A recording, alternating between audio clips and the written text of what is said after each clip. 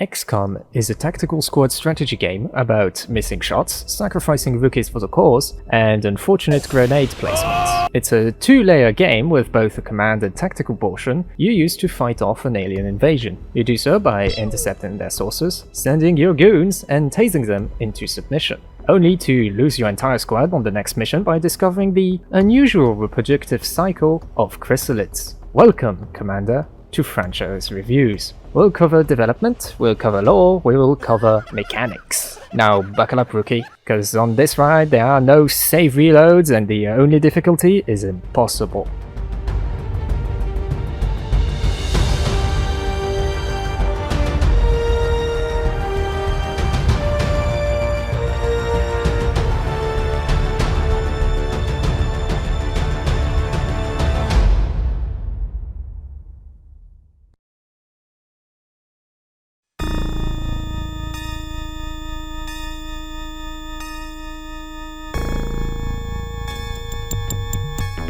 One may be mistaken to think that XCOM starts with UFO Enemy Unknown, but the origin goes way deeper than that. In 1998, Julian Gollop at Target Games developed Laser Squad, a turn-based squad tactics game with 5 original missions. The system of Laser Squad was itself based on the 1974 board game Sniper.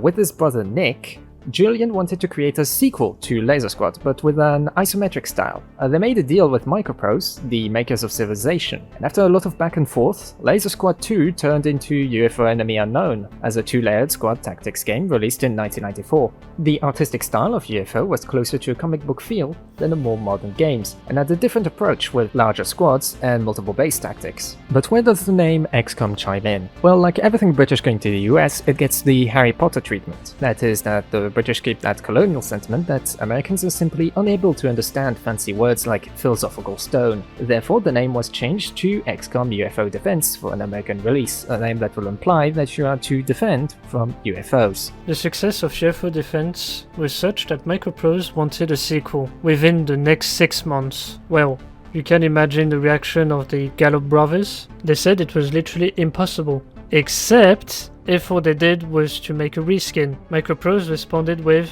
"Don't worry about it, we are handling everything," and did exactly that in double the time. And we have XCOM Terror from the Deep. It was released as a sequel of UFO Defense, but underwater. But while Microprose was doing Alien Waterworld, the Gallops were doing their last XCOM, XCOM Apocalypse. The turn-based system has suffered a bit in Apocalypse, with far more action points with your own units, as well a mix of both turn-by-turn and real-time combat. Julian Gollop claimed everything about Apocalypse that could go wrong went wrong. At this point, a big rift happens with the purchase of Microprose by Hasbro Interactive, and Target Games, now Mythos Games, signing a deal with Virgin Interactive. A debate occurred about who owned the XCOM IP. A deal was made where Mythos Games would get double the royalties on Apocalypse, and Microprose would get the full IP ownership. But as the series moved to its next step, Hasbro had an insidious idea: Interceptor. It's not really an XCOM game as we see them today. Interceptor was a dogfight space game, and was more of making XCOM into a label you could slap onto anything, just like Star Wars or Warhammer. The thing is, they didn't really click with the audience that was looking for the hardcore squad genre, and other games that were in development would be cancelled soon afterwards. And thus, XCOM entered a long period of silence, its IP traveling between companies, only to rest in limbo for years to come, except for few shitty games everyone forgot about. Enforcer? Enforcer? Can you hear me? Oh, yeah. After ignoring the lesser games like XCOM Enforcer, we move on to a new era in XCOM history, with the IP ending in the hands of 2K. My time has come. You must continue your journey without me. What are you? What? Master! You can't leave me! You must believe. Master!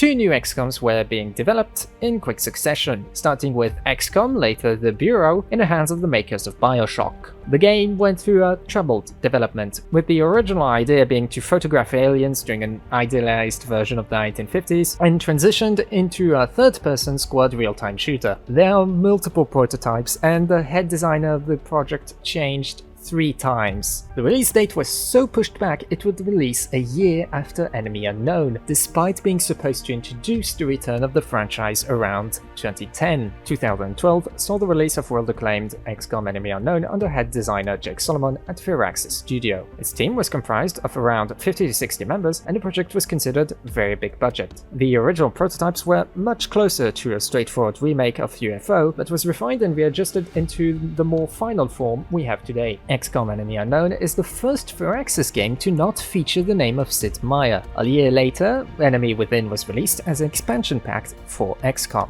XCOM 2 came out in 2016 with a bang. Built on the experience from its direct predecessor, XCOM 2 featured a particular setting that got the audiences hooked and on board for a different type of XCOM. The team spent more time writing the backstory of XCOM 2, seeking to put a lot of emphasis on environmental storytelling. Compared to the handmade levels from XCOM Enemy Unknown, XCOM 2 features partial randomness under the form of quilts being weaved into each other. The artistic view of XCOM changed from an action figure approach to one closer to science fiction movies while keeping the Enemy Unknown formula. And then there's Chimera Squad.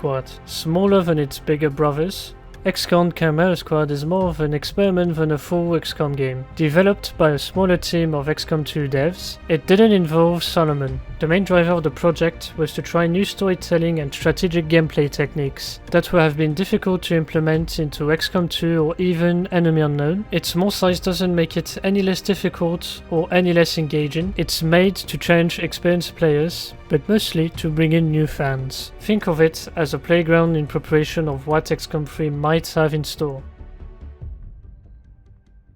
It's rather important to understand that both eras of XCOM are distinct when it comes to lore. During the first XCOMs, the story was pretty much random classic cliché aliens invade in 1999, and the nations of the world form XCOM, which stands for Extraterrestrial Combat Unit, to fight them off using lasers, Elerium, and other technologies. They destroy the bases both on Mars and under the sea, and accidentally poison the water globally, and as such, 100 years later, people live under dome cities, and they just got attacked by space geometry. Close in. There. Acquire status. Unknown, sir. Zoom in. Increasing resolution. Stand by. We have a problem. Cut that chatter. Give me more audio. That's it. Cliché aliens on Mars, then it's literally Pacific Rim before its time, and at last it's space geometry. It's fucking space geometry. Status norm. Stand by. Cameras, come on!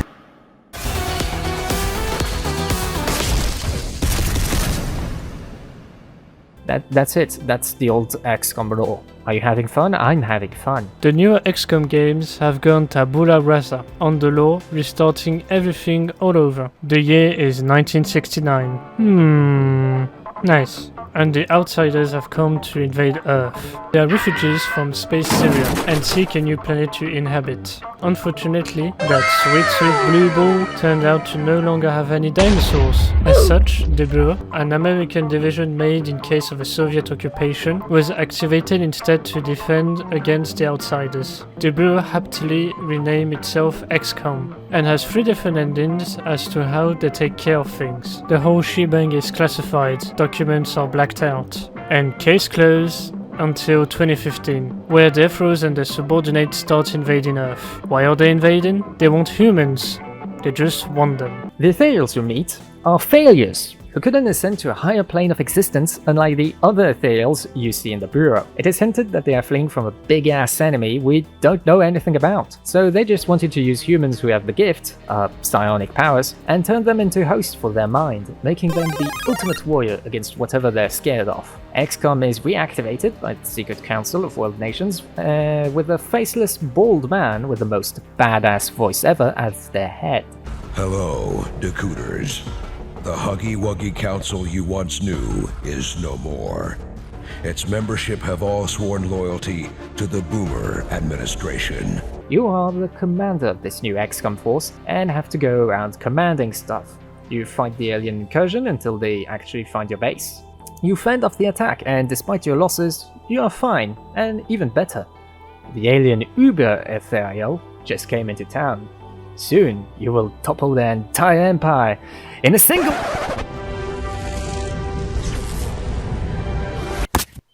Yo. What the fuck?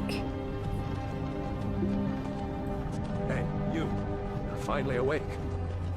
You were trying to cause a border, right? We don't begin the removal procedure immediately.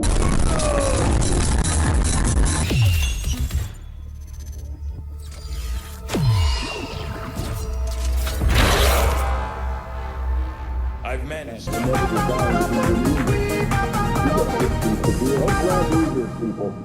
Do it.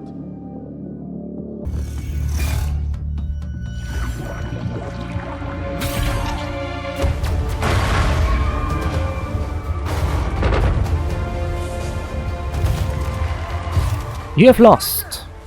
Advent has taken over the world. The fight is over.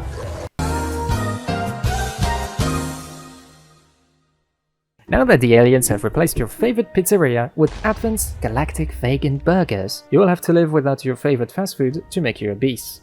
But there is one thing I miss more than my lab equipment. Those damn juicy Advent burgers. Fortunately, you are the only one disgruntled with healthy eating and avoiding diarrhea, so you reassemble XCOM out of the remnants and the new resistance. Advent burgers. Other groups have also emerged in order to fight the Overlords. They are respectively Aliens Are Delicious, Grappling Hooks Galore, and It's Time for a Crusade. But you aren't the only one with questionable allies. Indeed, the Ethereal Overlords, that have renamed themselves the Elders, have seen your activities to restore Taco Bell to its former glory, and are quite annoyed given that it just ended diarrhea globally. In order to send your forces a cease and desist order, they use fancy blue people who used to be humans, and that each have their own annoying flavor of bullshit. Good luck, Commander. These are the Chosen, I suppose we should begin then. and they are competing to rule Earth, as the Ethereals have promised ownership of the Blue Orb to whoever gets you first. Is deciding the best administrator of an entire population of billions on the result of a violent manhunt a good way to guarantee that taxes will be acquired and that trains will keep arriving on time? Maybe. I mean, you could try. Either way, you and your forces are being hunted.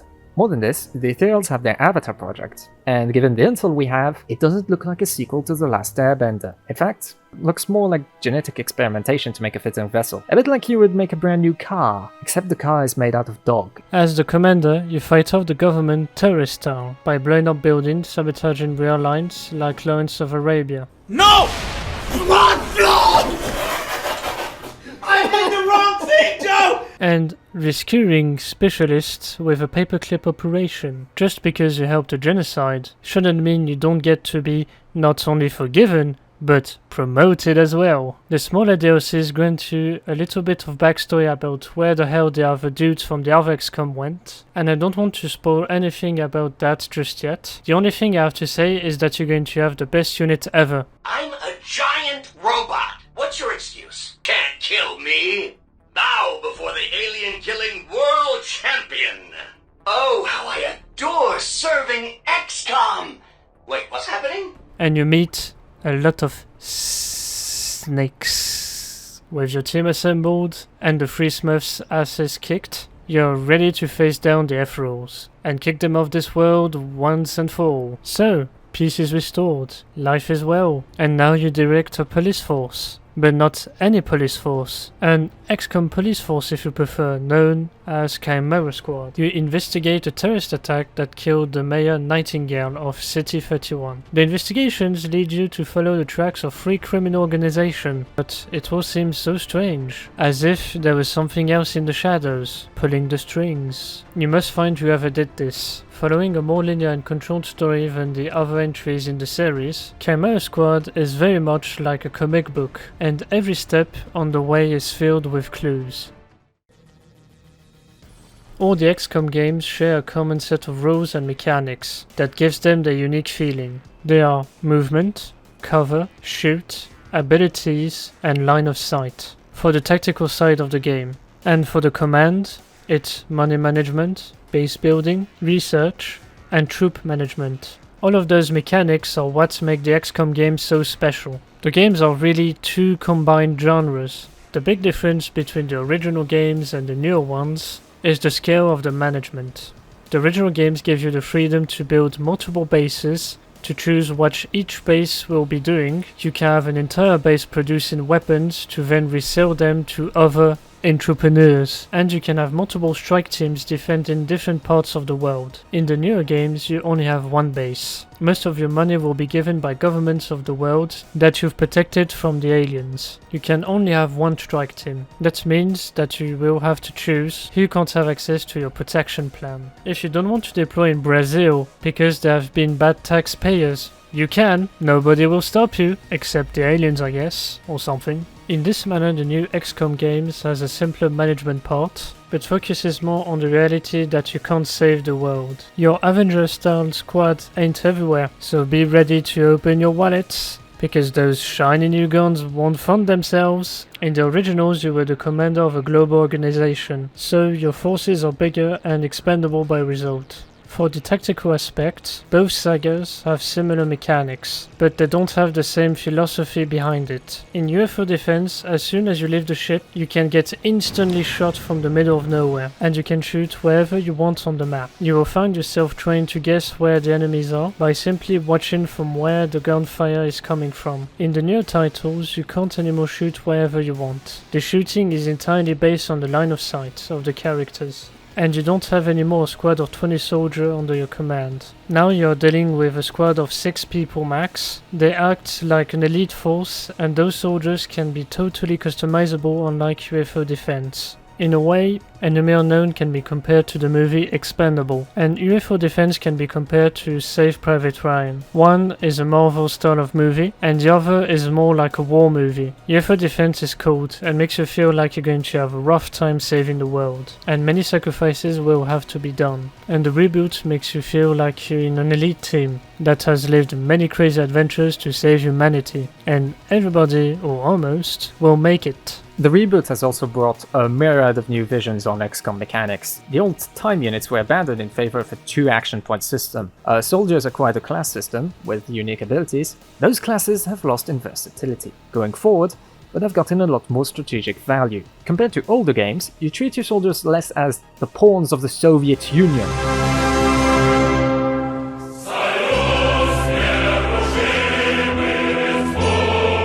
but more like the other pieces on your chessboard, all useful in their unique way and making each choice much more significant to the style of gameplay. Aliens have changed to a different approach on both Enemy Unknown and XCOM 2. In Enemy Unknown, they are grouped into pods that don't do shit until you see them. At this point, they will get a free turn to get into cover. In XCOM 2, aliens are constantly on the move and will only activate if you are out of stealth and you can see them. They still move in tight groups to give you the same style of encounter. The camera just drops you in, knocking doors down with breaches where you get the first shot.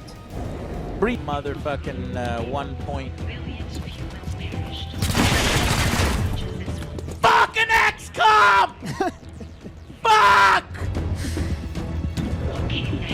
Well, so it begins.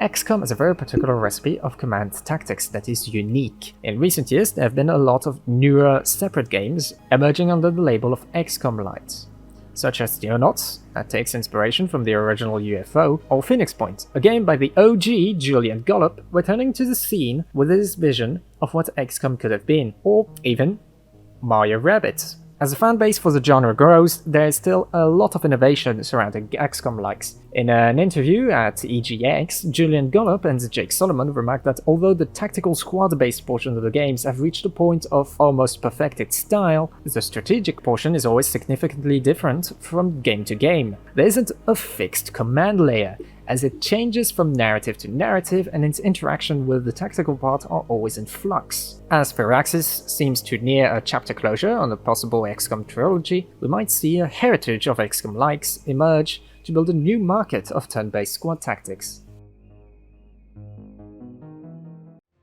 Legendary franchise, born out of the minds of two brothers, XCOM has grown into a series of games whose influence is giving birth to a whole new genre, just like Doom did with Doom-likes in the past. We give this franchise the damage output of a Sectopod over the value of a rookie's life. There will be an XCOM 3 in the future. After that, the devs are planning to continue doing XCOM-like games but with another IP. Next, the question is, with all the new XCOM-like games that are entering the market, will this genre still be called XCOM-like? Or is it going to evolve to a new genre? Time will only tell. We highly recommend you to play at least the new entries, XCOM Enemy Unknown and XCOM 2, and for the bravest of you to play UFO Defense. If you've liked the video and want to see more franchise review from our channel, don't hesitate to press the subscribe button and the notification bell to be notified when we release a new video. Here's a word from our unofficial sponsor, our Lord and Savior Gabe Newell himself. There's a Steam sale currently on the XCOM franchise until the 19th of August, and it's on everything, even XCOM Enforcer, that goddamned piece of shit.